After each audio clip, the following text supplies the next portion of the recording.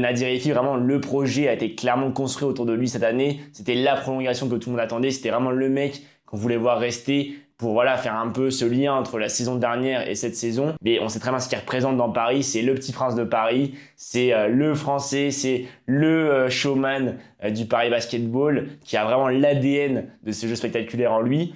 Je suis persuadé qu'il sera amené à être dans le 5 majeur. C'est vrai qu'aussi Nadir Effi, il a ce rôle en sortie de banc de venir apporter un peu d'explosivité et c'est intéressant d'avoir comme ça un sixième homme qui était donc son rôle la saison passée, qui peut rentrer au milieu du premier quart-temps et venir apporter un punch et une aide au démarrage, parce qu'il y a aussi peut-être un conflit avec Justin Robinson sur ce poste-là, parce que malgré tout on a quand même recruté un meneur qui fédère beaucoup d'espoir aussi, Justin Robinson, qui a un profil intéressant. On sait que Nadir Effi, c'est quelqu'un qui aime bien aussi avoir la balle, qui aime bien être à la création. Ce que je voulais dire, c'est que j'ai pas non plus envie de voir une Effi dépendance, que tout tourne autour de lui. On l'a un peu vu dans la première édition de la Super Coupe LNB qui a eu lieu la semaine dernière. Nadir Effi qui n'a pas encore dans sa carrière prouvé qu'il était le joueur sur lequel une équipe entière pouvait se reposer, mais il a encore que 23 ans, donc il a le temps. Pas uniquement faire briller le club et faire des actions plus folles les unes que les autres et mettre des tirs